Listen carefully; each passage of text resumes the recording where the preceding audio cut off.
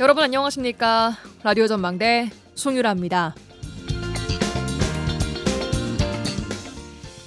술자리에서 몸싸움을 벌였던 여수시 의원들이 최근 출석 정지 20일의 징계를 받았죠. 오늘은 순천시 의회에서 사과했습니다. 사건은 지난 22일 풍력발전시설 이격거리 완화를 다루는 공청회 자리였는데요. 공청회 진행 중 풍력발전시설 이격거리를 완화하지 말아야 한다고 주장하는 주민 측과 순천시 의회 직원 간의 충돌이 일어났습니다. 찬반 양측의 의견 대립이 격렬해지면서 고성과 함께 물리적으로 충돌까지 일어난 건데요. 지역 주민들의 찬반 의견을 명확히 하고 전문가와 이해 당사자 간의 의견을 들어보는 자리에서 이런 불미스러운 일이 발생한 것에 대해서 오늘 강형구 순천시 의회 의장이 공식 사과했습니다. 빠른 사과와 관련 인사에 대한 신속한 처분으로 사태를 정리한 것은 다행스러운 일이지만 지방의회 내에서 최근 시끄러운 소리가 자꾸 나오는 건 문제가 있어 보입니다. 역할과 권한이 강화된 만큼 내부 단속을 철저히 해나갔으면 좋겠습니다.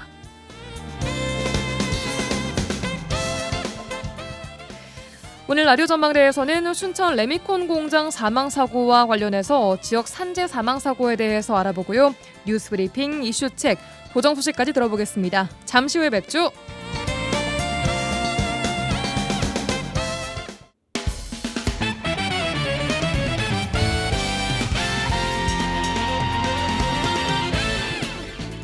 라디오 전망대 8월 25일 월요일 순서 출발합니다. 지역 뉴스부터 정리해보죠. 뉴스브리핑 GBS 뉴스의 차범준 편집국장과 함께하겠습니다. 안녕하십니까? 네, 안녕하세요. 네, 첫 뉴스 오프닝에 이어서 또 순천시 의회 내부 얘기입니다. 순천 신대지구 개발 이익 환수 문제가 지역의 정치 이슈로 부각되고 있는데 순천시 의회 내부 의견이 하나로 모아지지 않고 있다고요?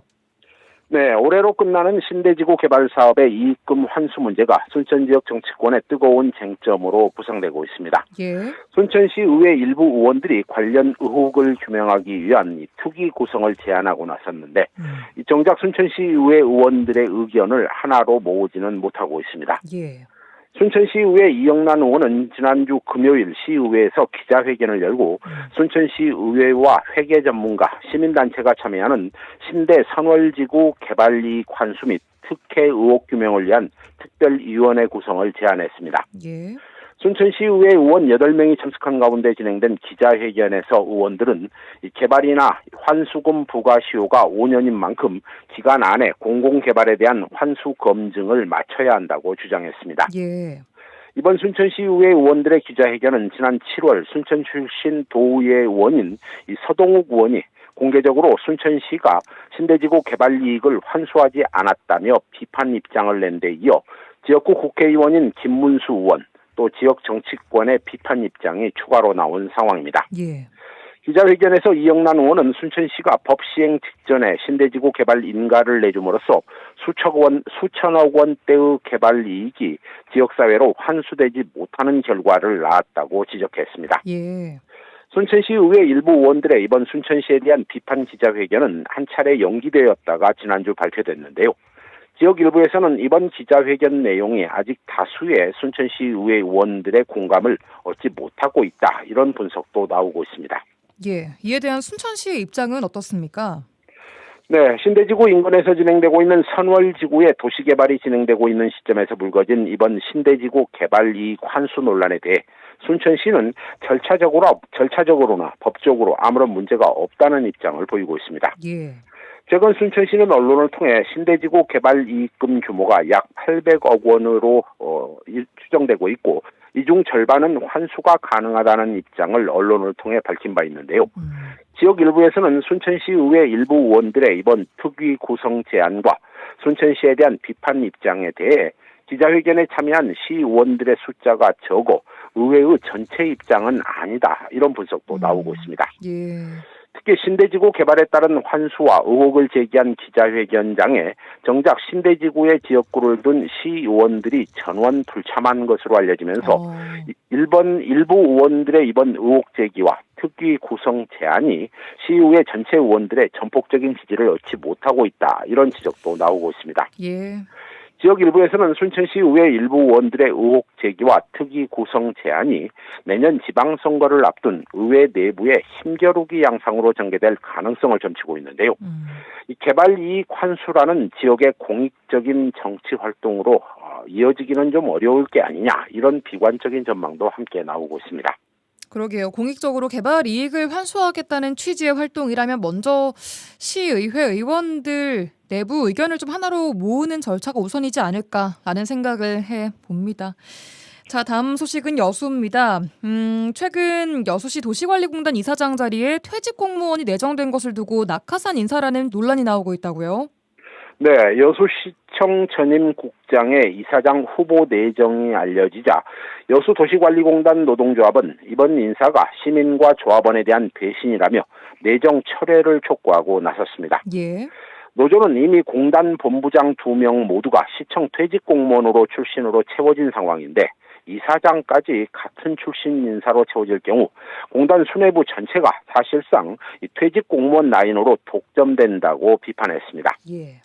진보당 여수지역위원회 역시 입장문을 통해 이 정기명 시장은 재선을 겨냥해 또다시 국장 출신 인사를 기관장 자리에 앉히려고 한다며 이는 시민을 위한 공정하고 투명한 인사가 아닌 개인적인 정치적 이해득실을 우선한 낙하산 인사라며 비판 입장을 냈습니다. 예, 이런 비판 입장에 대한 여수시의 입장 어떻습니까? 여수시는 내정된 전임 국장이 풍부한 조직관리 경험이나 정책 이해도를 갖췄다는 점에서 공단의 혁신과 안정적 운영에 적합한 인사다, 이렇게 입장을 내고 있습니다. 예. 낙하산 인사 논란에 대해 여수시 관계자는 언론을 통해 임원 추천위원회의 절차를 거쳐 후보자를 검증했고 이사장 후보 내정은 법적, 제도적 절차에 따라 진행됐다는 원론적인 입장을 밝히고 있습니다. 예. 여수시의 도시관리공단 이사장 선임, 다음 달에 여수시의회 임시회 인사청문 특위에서 내정자를 대상으로 공식적인 검증 절차를 거쳐 최종적으로 임명되고 임기는 3년입니다. 예. 알겠습니다. 자, 마지막 소식입니다. 최근 코로나19 확진자가 늘고 있다는 뉴스들이 나오고 있는데 특히 고위험군인 고령층의 감염 예방을 위해서 광양에서 우선 대응 방침을 좀 발표를 했네요. 네, 광양시가 최근 고령층의 코로나19 확진자가 늘어나는 추세를 감안해 관내 고령층 주민들을 대상으로 예방수칙 준수를 당부하고 나섰습니다. 예.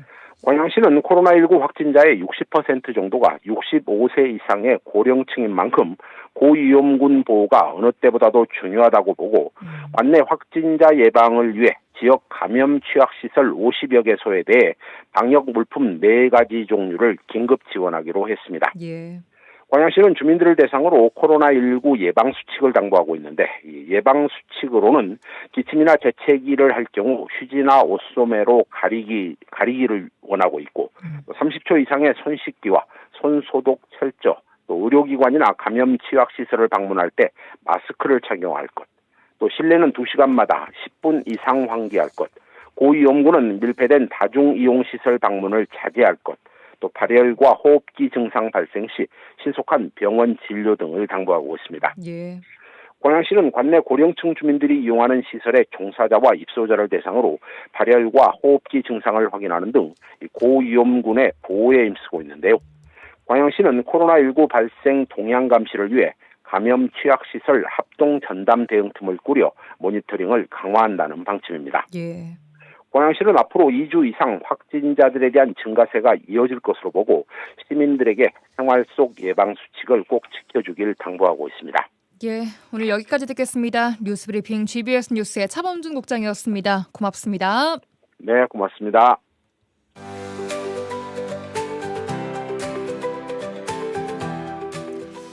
네, 오늘의 인터뷰 시간입니다. 순천에서 발생한 레미콘 공장 질식사고 피해자 3명 중에 중태에 빠져서 치료를 받던 한 명이 어제 사망했습니다. 사고 피해자 3명 모두 목숨을 잃은 안타까운 산재 사고인데요. 사고 내용이 조금씩 더 알려지고 있는 만큼 관련 내용과 함께 산재 사망 사고에 대한 이야기 자세하게 나눠보겠습니다. 전남 노동권익센터 문길주 센터장 연결돼 있습니다. 센터장님 안녕하십니까? 네, 반갑습니다. 문길주입니다. 예, 반갑습니다. 사고 소식 지난 목요일 당일 바로 좀 들으셨죠?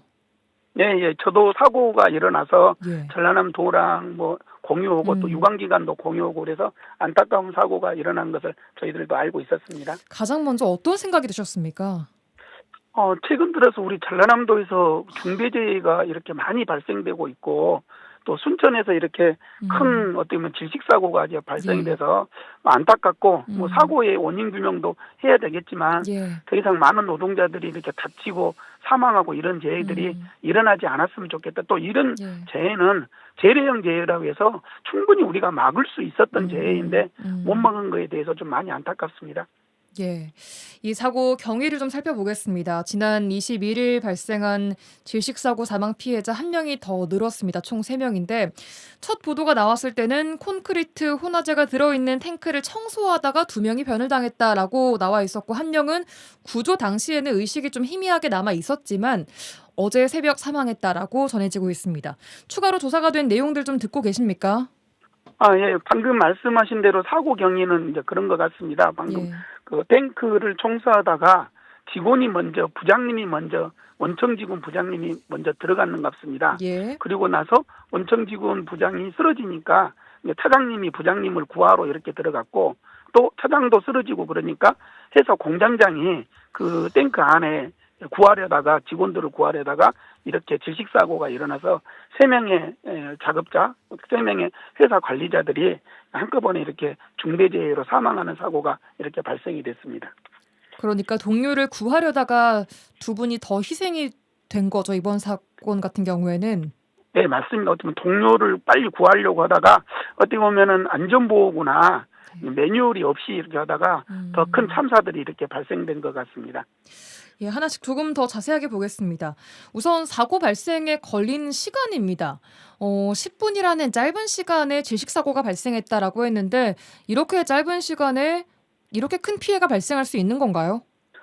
충분히 발생될 수가 있습니다. 왜냐하면 좁은 탱크 안에서 들어가다가 이제 사고자가 질식사고가 일어났지 않습니까? 예. 그리고 나서 그날 날씨가 매우 더웠지 않습니까? 예. 또 거기에 혼합가스에 혼화제가 이렇게 섞여 있었고 그렇기 때문에 굉장히 날씨도 덥고 가스가 많이 들어가 있고 산소는 없었기 때문에 아마 노동자들이 그 안에 탱크 안에 들어가서 갑자기 질식사고가 발생이 됐던 걸로 이렇게 추정이 되고 있는데 어떻게 보면은 노동자를 함께 구하려다가 이렇게 사고가 일어난 거지 않습니까? 예. 매우 안타까운 사고고 어떻게 보면은 이런 사고들이 10분 안에 아니면 어떻게 보면 질식사고다 보니까 예. 빠른 안에 노동자들이 질식사고를 당해서 큰 사고가 발생된 것 같다. 이렇게 말씀을 드리고 싶습니다. 예, 그러니까 그 당시 상황에서 10분은 결코 이 짧은 시간이 아니었다라는 거네요.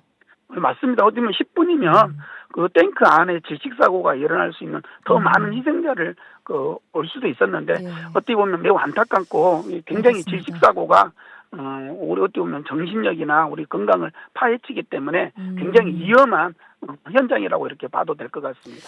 예, 근데 구조할 수 있는 공간이 입구가 40cm밖에 안 됐다라는 건 무슨 말입니까, 이게?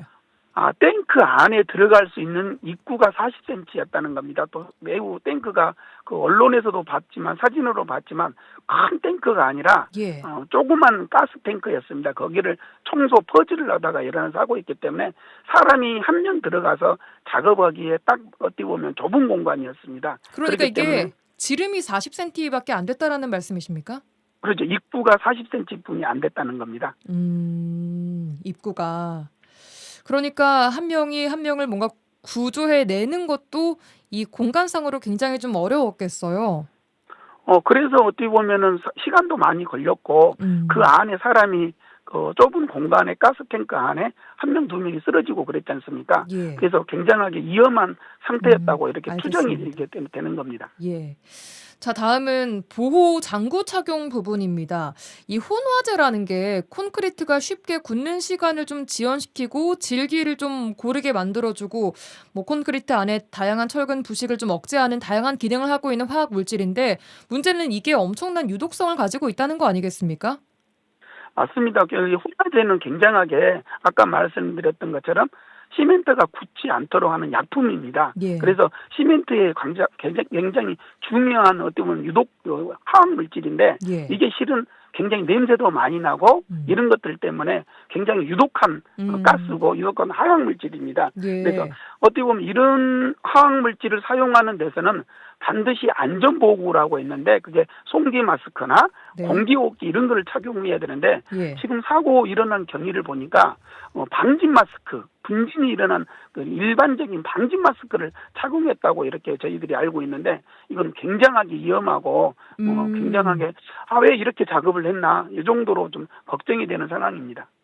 그러니까 이런 상황 같은 경우에는 이렇게 유독성 가스가 나올 수 있는 환경에서는 뭐 송기 보호구나 공기 호흡기 같은 것을 특정한 그 보호구를 착용해야 하는데 이번 사고에서는 방진 마스크만 발견이 됐다라는 겁니까? 네, 맞습니다. 아마 지금 언론상이나 저희들이 알기로는 보니까 재경이나 이런 걸 봤었을 때는 예. 송기 마스크나 공기호흡기를 착용하지 않고 예. 일반적인 방진 마스크 있지 않습니까? 아하. 이거를 착용하고 작업을 했기 때문에 아마 사망사고가 일어나지 않냐. 기본적인 안전보호구만 착용을 했어도 이런 사고는 분명하게 예방할 수가 있었는데 많이 이 부분에 대해서 매우 안타깝고 왜 이렇게 했는지 저도 좀 답답한 상황입니다. 이 방진 마스크는 뭐 황화수소랄지 이런 유독성 가스까지는 막아줄 수가 없는 거잖아요. 맞습니다. 이거는 뭐냐면 말 그대로 우리가 분진이나 이런 것을 가루 같은 막아주는 것들을 거지. 막아주는. 예. 그렇죠. 그런데 좀 알겠습니다. 왜 이런 작업장에서 이런 방진 마스크를 착용했는지 어쨌든 안전 매뉴얼이나 안전 보호구가 지켜지지 않았다 이렇게 판단할 수밖에 없습니다. 이 보호 장구를 지급하거나 착용해야 되는 것은 사실 기본 아닙니까? 근데 왜 이루어지지 않았다라고 보세요?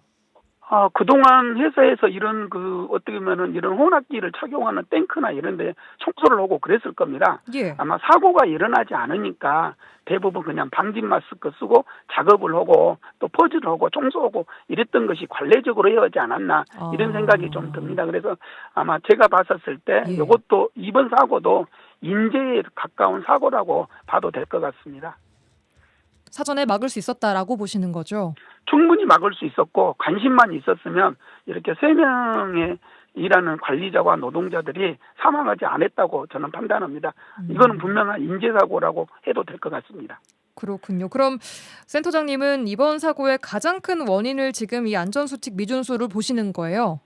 맞습니다. 어떻게 보면은 질식사고의 가장 기본적인 산소농도 측정이나 안전보호구 지급이나 이런 것들을 안 했기 때문에 예. 이거는 전형적인 아까 말씀드렸던 인재사고라고 봐도 될 것 같고 이런 사고들이 우리 강주 전남에서 특히 전남에서 최근 많이 발생되고 있어서 좀 많이 안타깝습니다. 예, 그리고 또 하나가 근무 환경인데요. 21일 당시 날씨가 다들 기억하시겠지만 30도를 넘는 폭염이었습니다. 이와도 연관이 되어 있습니까, 이 사고가?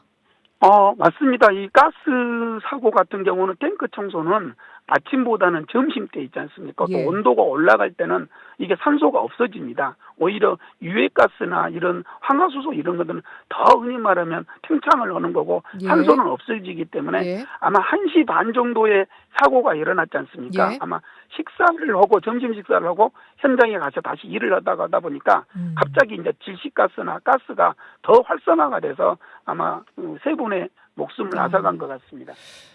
근무 환경이 좀 열악했다라고 볼 수 있는 거네요, 그러면은. 레미콘 회사 좀 가보면 예를 들어 환경도 좀 그러고 또 건설 현장에서 자재를 납품하다 보니까 딱히 어떻게 보면 안전 매뉴얼이나 이런 것들도 그러니까요. 부족했을 거라고 판단이 됩니다. 아마 굉장하게 안전 매뉴얼이나 안전 시스템이 제대로 작동을 했는지 이것도 한번 고용노동부 조사나 경찰의 조사에서 한 번 더 점검이 돼야 될 것 같습니다. 알겠습니다. 이 비슷한 질식사고 소식이 종종 들려오는데 최근 지역에서도 몇 번 발생을 했던 것 같아요. 최근 지역에서 우리 전남에서 요수에서 지난 오천산단에서 또 질식사고가 일어났고 사망사고가 일어났고 또 최근에 6월 여기 사고가 순천 레미콘 하루 전날 예. 6월 20일경에 어떻게 보면 나주에서도 사료 공장에서 음식물 사료 공장에서 사료를 만드는데 여기서도 질식사고가 일어났는데 다행히 여기는 사망사고가 일어나지는 않았습니다. 근데 어쨌든 최근 들어서 온도도 높아가고 기온이 덥고 그다음에 이런 가스나 이런 것들이 굉장히 활성화되기 때문에 우리 전남에서 요수나 나주나 수천에서 계속 질식사고가 이렇게 발생되고 있는 상황입니다. 예. 이런 사고들 막지 못하는 이유는 뭐라고 보십니까? 아까 말씀드렸던 것처럼 기본적인 안전수칙이 지켜져야 되는데 기본적인 안전수칙이 지켜지지 않았기 때문에 이런 질식사고가 발생이 됩니다. 매년 이런 질식사고가 발생이 되는데 안전 매뉴얼이나 아까 안전보호구나 그다음에 작업 전 산소농도 측정들이 의무화가 되어 있음에도 아마 사업주들이나 고용주분들이 안전보다는 그냥 얼렁얼렁 일을 하다 보니까 이런 사고들이 가끔씩 일어나고 있는 이런 상황이라고 봐도 될 것 같습니다. 예. 이 질식 사고뿐만 아니라 산업 현장에서 발생하는 산재 사망 사고 전체로 좀 확대를 해보겠습니다. 어떤 유형들이 가장 많이 좀 발생을 하고 있습니까, 센터장님? 통계적으로도 고용노동부가 매년 매 분기마다 이렇게 하고 있는데 예. 3대 유형 사고가 있습니다. 예. 추락 사고가 제일 많은 것 같고요. 예, 아마 어떤 추락 사고요? 사고. 추락 사고. 예. 네, 떨어짐 사고라고 예. 하죠. 추락 사고가 그다음에 협착 사고가 있고 그다음 끼임 사고가 있고 충돌 있지 않습니까? 예. 지게차에 작업자가 일을 하다 보면 충돌 사고 이런 것들이 제일 많이 발생되는 것 중에 하나입니다. 예. 그렇군요. 이번 사고 이거 중대재해로 봐야겠죠? 이번 질식 사고. 보통 레미콘 회사가 5인 이상 되고 그러니까 이번에 또 3명의 노동자가 이렇게 사망했고 그랬지 않습니까? 그래서 예.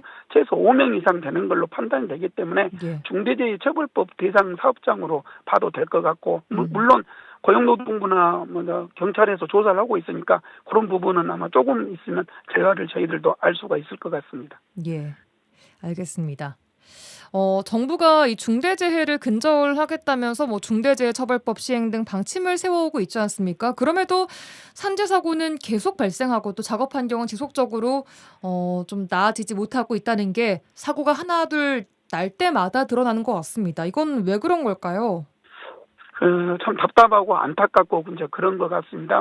대통령까지 나서서 산업재해를 좀 줄이겠다고 했는데 예. 우리 전남은 최근 들어서 산업재해가 오히려 더 많이 발생되고 있습니다. 그러니까요. 전남이 산업재해가 발생된 이유가 대부분 50인 미만 사업장입니다. 예. 그래 50인 미만 사업장은 산업안전보건법이나 안전매뉴얼이나 또 안전관리자 선임 의무가 없습니다. 이러다 보니까 산업 현장에서 50인 미만 노동자들이 더 많이 사망재해가 발생되고 있는데 예. 이런 부분은 좀 더 정부에서나 이재명 정부에서나 지자체에서 50인 미만 소규모 사업장에 대한 안전 매뉴얼이나 이런 것들을 체크하고 점검하고 또 컨설팅하는 그런 프로그램들이 좀 만들어져야 되지 않냐 이렇게 생각이 됩니다. 예.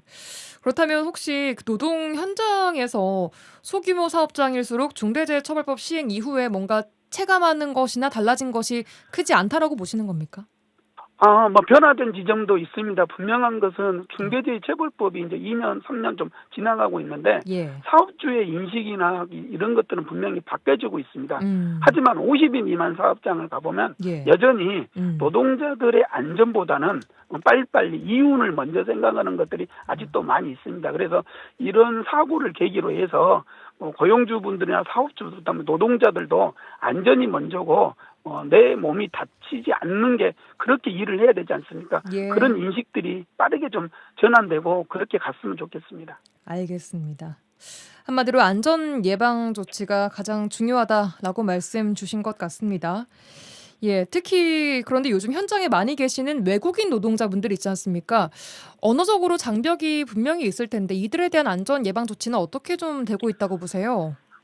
이거는 우리 전라남도뿐만 아니라 전국적인 문제인데 예. 실은 이주 노동자들의 안전 교육이나 안전은 제가 봤을 때 아직도 많은 시간이 필요할 것 같고 준비가 많이 안 돼 있습니다. 그래요? 예를 들어 안전 교육도 한국어로 교육을 시킵니다. 이주 노동자들한테. 이러다 보니 이주 노동자들이 한국에 대한 개념이나 한국에 대한 안전이나 이런 것들을 이해하지 못합니다. 그러니까 형식적인 서면만 하지 실질적으로 안전교육이 할 수 있는 이런 매뉴얼이나 이런 것들은 없다고 봐도 될 것 같습니다. 그래서 최근 들어서 이주 노동자들이 사고가 전체 사고의 20%, 30%를 차지하고 있어서 이거에 대한 이주 노동자들에 대한 안전대책도 정부에서도 아마 새롭게 강구해야 될 것 같고 대책을 세워야 될 것 같습니다. 예, 아까 말씀 주신 그 나주에서 발생한 사료공장 질식사도 베트남 국적 근로자가 좀 포함돼 있더라고요.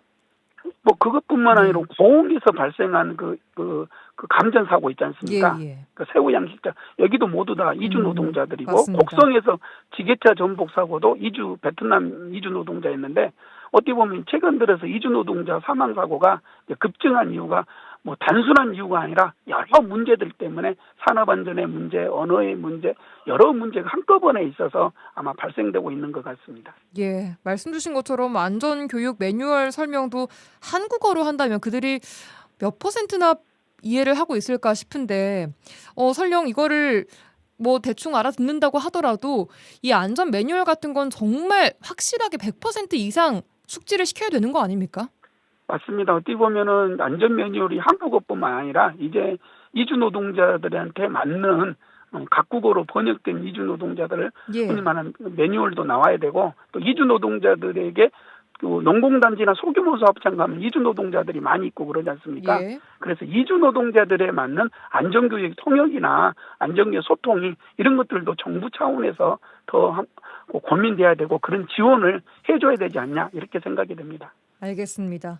자, 김영훈 노동부 장관이 산재 사고를 막는데 직을 걸겠다라고 했습니다. 이게 장관 한 명이 직을 건다고 해서 해결된 문제는 아닌 것 같은데 현장에서 일하다 목숨을 잃는 이런 사고가 반복되지 않으려면 무엇이 가장 먼저 노동 현장에서 좀 달라져야 한다고 보십니까? 뭐 산업안전에 대한 기본적인 매뉴얼, 그다음에 제일 중요한 거는 사업주들에 대한 사업주분들이 안전에 대한 의식이나 철학이 좀 바뀌어야 될 것 같습니다. 예. 그래야 흔히 말하면 이윤보다는 어떻게 보면은 노동자들의 안전, 사람의 생명이 먼저는 이런 좀 철학이 좀 돼야 되는 거고 예. 노동자들도 빨리빨리 하는 것보다는 흔히 말하면 내가 먼저, 사람이 먼저, 그다음에 안전이 먼저 이런 것들을 생각하면서 이렇게 해야만 산업재해가 조금이라도 좀 줄어들지 않냐 이렇게 판단이 됩니다. 예, 알겠습니다. 오늘 저희가 지난 순천 레미콘 공장 질식 사고와 관련해서부터 전반적인 산재 사고 이야기를 쭉 해봤는데요. 하루빨리 말씀 주신 이런 부분들이 좀 바뀌어서 이런 사고 더 이상 좀 듣지 않는 날이 오기를 진심으로 바라보겠습니다. 센터장님, 앞으로도 애써주시고 또 관심 가져주시기 바라겠습니다. 예. 저희 전라남도에서 산업재해가 조금이라도 줄어들 수 있도록 함께 노력하고 열심히 활동하겠습니다. 예, 전남 노동권익센터 문길주 센터장과 함께 이야기해봤습니다. 고맙습니다. 네, 감사합니다.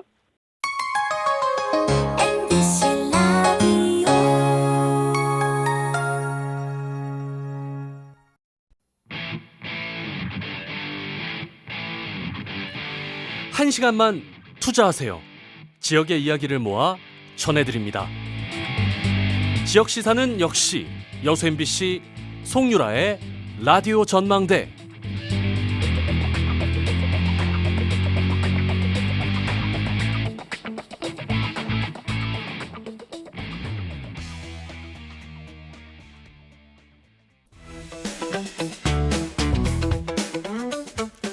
지역의 이슈를 직접 체크해드립니다. 이슈 체크. 이슈책 이미지 리포터와 함께하겠습니다. 어서 오십시오. 네, 안녕하십니까? 네, 오늘은 어떤 이슈를 체크해볼까요? 오늘의 이슈 체크. 교내 스마트폰 사용 금지법 체크해봤습니다. 네, 학생이 수업 중에 휴대전화 등 스마트 기기 사용을 제한하는 이 법을 법제화하는 것에 대한 의견이 좀 분분합니다. 네. 관련 법이 조만간 국회 본회의 문턱을 넘을 것으로 보이죠. 네, 맞습니다. 이 교내 휴대전화 사용을 금지하는 내용을 담은 초중등 교육법 개정안을 두고 찬반 논쟁이 뜨겁습니다. 이 개정안은요, 지난해 10월 국가위원회가 학교에서 학생의 휴대전화 수거는 인권 침해가 아니라는 결정을 내리면서 이를 바탕으로 마련되는데요. 예. 인권위가 지난 2014년 이후 학생 휴대전화 수거 관련 진적 약 300건에 대해서 인권 침해라고 판단했으나 지난해 결정을 통해서 10년 만에 입장을 바꾼 겁니다. 네, 그러니까 학생의 휴대전화를 수거하는 것이 괜찮다라는 네. 판단이 난 거죠. 네, 맞습니다. 예. 이를 토대로 교육위는 교내 스마트 기기 사용에 관한 사항을 법률에 반영해서 이 사회적 갈등을 좀 해소하기 위함을 밝혔습니다. 네, 이런 갈등을 없애겠다 애초에라고 네. 하기 위한 법제화 과정에 있습니다. 네. 자, 학생들이 오전에 등교하고 학교하기 전까지는 그러니까 휴대전화를 교실에서 사용을 할 수 없게 되는 거죠. 네, 맞습니다. 자, 이를 두고 교육 현장, 학생들, 학부모들의 찬반 대립이 정말 치열하게 벌어지고 있습니다. 네. 자, 우선 사용 제한의 대상이 되는 학생들 입장 아무래도 대부분 좀 반대 입장이겠죠. 네, 이미 교육 현장에서 스마트 기기 일괄 수거 등이 학교마다 이 재량 따로 이루어지고 있는 중인데요. 예. 그래서 대부분 학생들 경우에는요, 지금도 그렇게 하고 있어서 크게 달라지는 것이 무엇인지 잘 모르겠다는 반응도 있습니다. 그래도 이 법제화가 된다는 것은 부정적인 느낌이 더 많이 든다고 얘기했는데요. 유아동의 경우에는 제한이 등을 필요하지만 청소년들은 자기 절제 부분에서 충분히 자유롭게 선택할 수 있는 부분이기 때문에 법으로 정하는 것은 좀 반대하는 목소리가 컸습니다. 학생 얘기 들어보시죠. 중학교 3학년 고등학교 1학년 핸드폰 걷고 사용 안 하죠. 걷고 이제 가결대 주고 필요할 때 갖고. 저는 사실 핸드폰 있으면 좋죠. 저희는 근데 원래 규정이었으니까 괜찮은데 다른 데 원래 되는 학교가 있거든요. 거기 애들은 또 불만이 있지 않을까.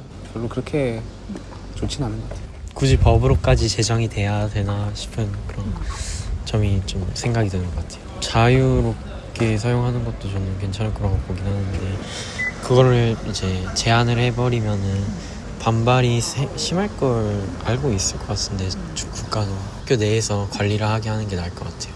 근데 그거는 좀 아닌 것 같아요. 왜냐면은 패들을 쓸 때 그 PDF 받아가지고 하면서 학교 공부할 때 되게 그냥 빨리빨리 되고 그 프린트물 안 잊어버리고 한 번에 넣어놓으면 되니까. 디지털이 오히려 더 편할 것 같은데 요즘에. 법은 아닌 것 같아요. 법까진 법으로 딱 하기보다는 그냥 우리가 했던 것처럼 그냥 휴대폰 그냥 걷고 근데 이걸 뭔가 이제 법으로 안 된다 라고 하니까 더 이제 학생들이 법이라는 개념 때문에 왜 이렇게 억압을 하지? 약간 이렇게 반응하는 거일 수도 있을 것 같아요. 네, 아무래도 우리 사용 제한을 당하는 우리 학생들 입장에서는 좀 부당하다, 너무 네. 억압하는 것이 아니냐 이런 생각이 들 수밖에 없습니다. 네, 맞습니다. 그런 이유로 반대를 하는 목소리 좀 쭉 들어보고 왔습니다. 이 금지법이 시행이 된다면 그럼 이제 학교에서는 무조건 휴대전화 사용이 금지되는 겁니까? 그런 건 아닌데요. 수업 시간이 스마트 기기가 꼭 필요한 경우에는 교사의 확인 아래서 교육 목적으로 사용할 수 있고요. 또 긴급 사항 등 필요할 때 또 사용 허용됩니다.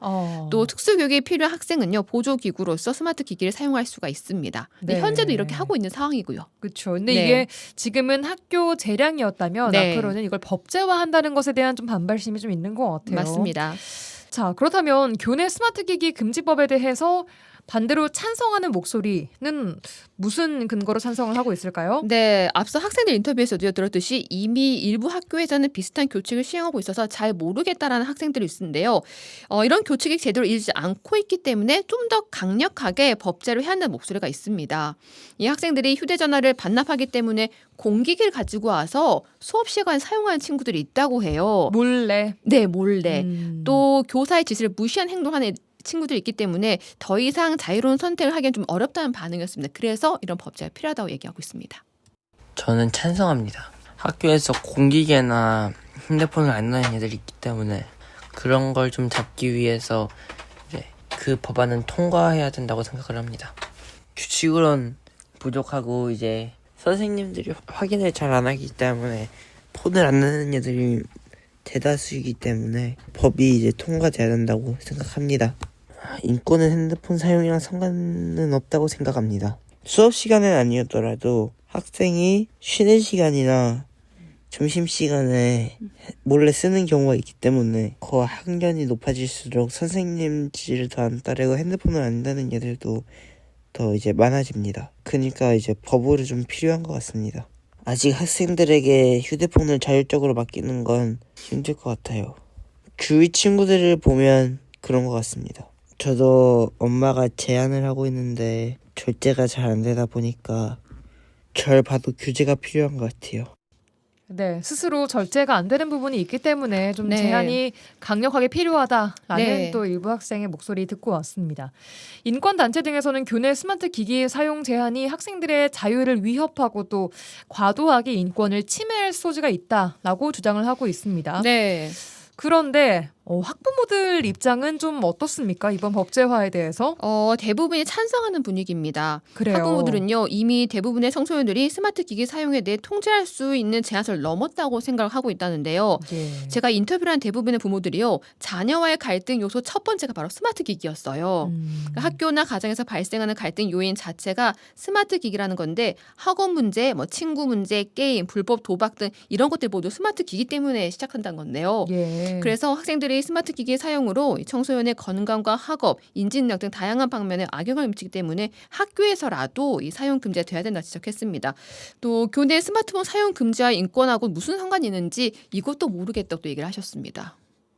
청소년기는 어느 정도의 제재가 필요하죠. 당연히 학생들의 인권은 필요한데 그 위에 테두리적으로 어느 정도는 해주는 게 맞다라고 생각해요. 이미 그리고 선진국에서도 하고 있잖아요. 호주나 다른 데서도 시행하고 있고. 그 학생 인권 때문에 정말 무너지는 교권과 선생님들의 인권은 어떻게 하실 겁니까? 지금은 핸드폰이 부족해서 문제가 아니고 너무 과잉되고 모두 없는 친구들이 없잖아요. 그 사용 시간도 빈도도 너무 높아서 문제이기 때문에 핸드폰을 학교 안에서 안 하는 거랑 무슨 상관관계가 있길래 이게 인권에서 지금 자기네들 인권을 무시하느냐 이런 게 나오는지 저는 이해가 안 되고, 아니 이제 학교에서 안 하면 학교 밖에서 안 할 거예요? 그거 아니잖아요. 밖에서 나와서 충분히 할 수 있음에도 불구하고 학교 안에서 안 한다는 거에 제재에 대해서 이거를 뭐 인권회가 나서가지고 이렇게 반발한다는 건 좀 안 맞는 취지인 것 같아요. 근데 학교에서는 스마트폰과 관련돼 가지고는 하는 건 좀 별로라고 생각해요. 엄마들이 가정에서 일부러 스마트폰을 안 주는 아이들이 되게 많은데 이것 때문에 스마트폰을 SNS를 열어준다든지 이렇게 할 수밖에 없는 상황이기 때문에 좀 저는 별로라고 생각합니다. 네, 이 법안에 좀 찬성하는 학부모들의 이야기 들어봤습니다. 네. 아무래도 우리 가정에서도 아이들과 함께 이 스마트폰 사용 때문에 갈등이 네. 많이 발생을 하고 있기에 네. 학교 내에서는 당연히 쓰면 안 되는 거 아닌가 네. 라는 입장이신 것 같아요. 네, 한 부모는요, 가정에서도 제한할 수 있는 법이 만들었으면 좋겠다라고 말씀하시더라고요. 그것까지 어떻게 할 수 없겠지만. 네. 예. 이렇게 청소년 스마트기기 금지법이 발상하기까지 사회 전반적으로 우리 청소년들에게 이 휴대전화를 올바르게 사용할 수 있는 절제력이나 또 잘 쓰는 법을 얼마나 알려줬는지 이런 방송도 필요해 보입니다. 그러게요. 우리 학생들이 알아서 절제를 잘 할 수 있었으면 가장 좋았겠지만 네. 이로 인한 갈등이나 문제들이 많이 생겼기 때문에 이렇게 법안까지 나온 것이 아닌가 생각이 듭니다. 네. 여러분은 어떻게 생각하십니까? 스마트 기기 교내 사용 금지법 관련해서 오늘 이미지 리포터와 함께 알아봤습니다. 고맙습니다. 네, 감사합니다.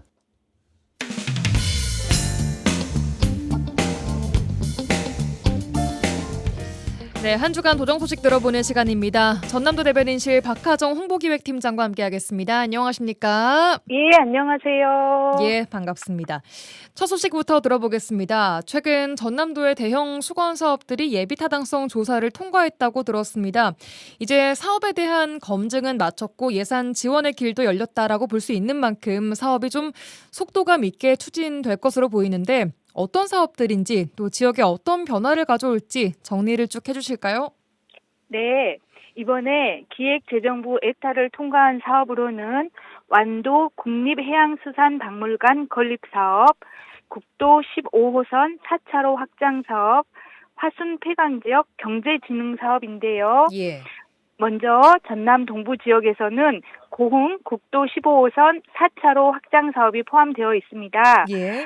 앞으로 나로 우주센터 접근성이 대폭 개선돼서 우주산업 클러스터와 국가산단 활성화에도 큰 힘이 될 전망입니다. 예.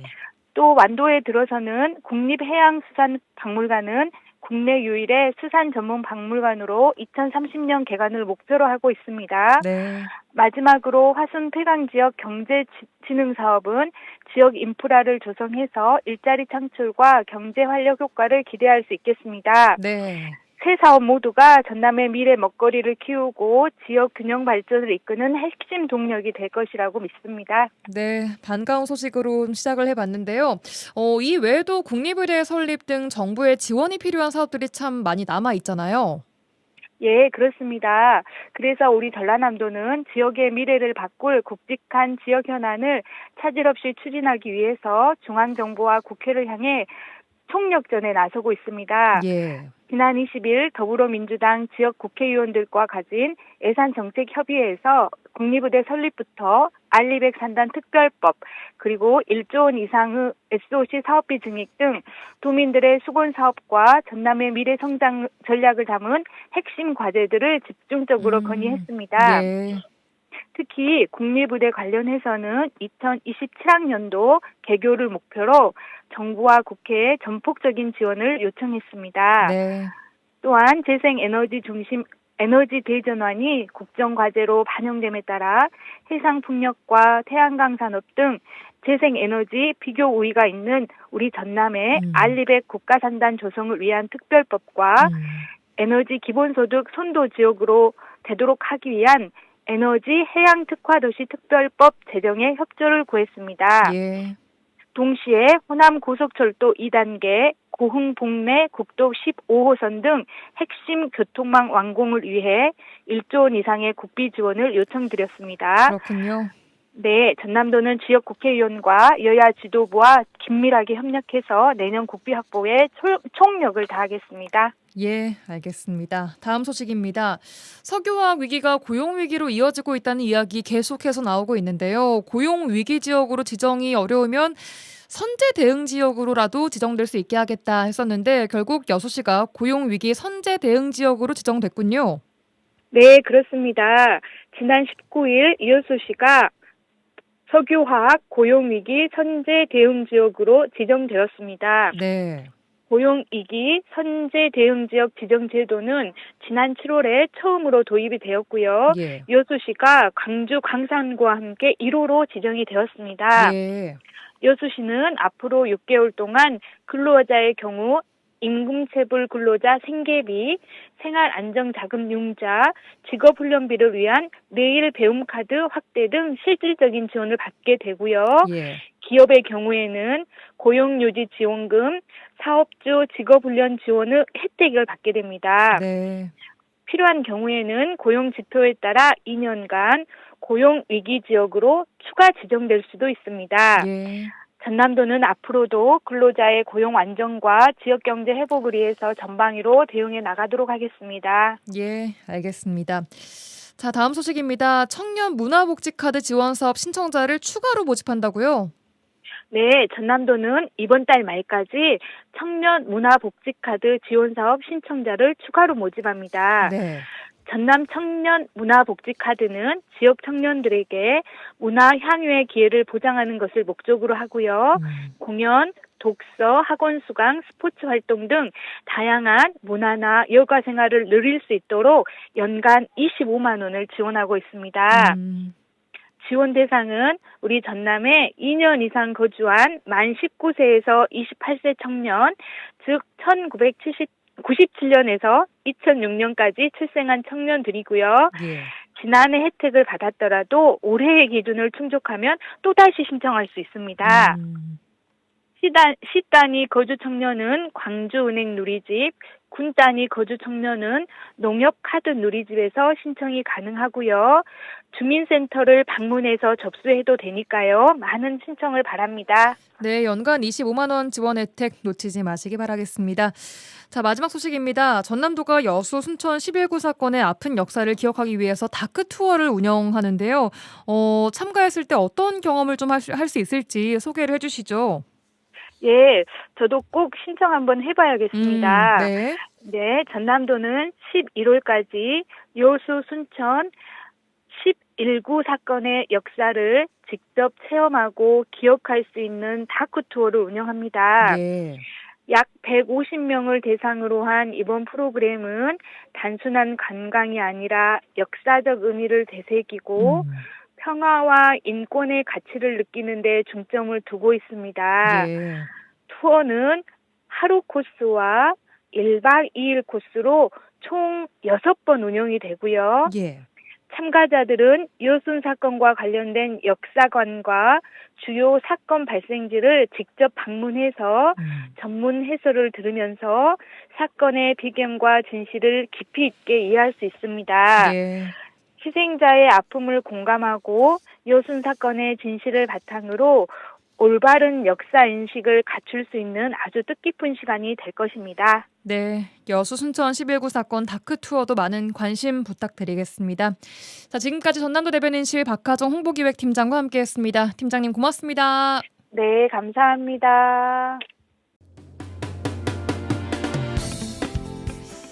네, 오늘도 많이 더웠습니다. 한낮 기온 순천 33도, 광양 34도까지 높게 올랐는데요. 내일은 비와 함께 낮 기온이 조금은 내려갑니다. 전남 전 지역에 가끔 비가 올 텐데요. 비의 양은 20에서 최대 60mm가 예상됩니다.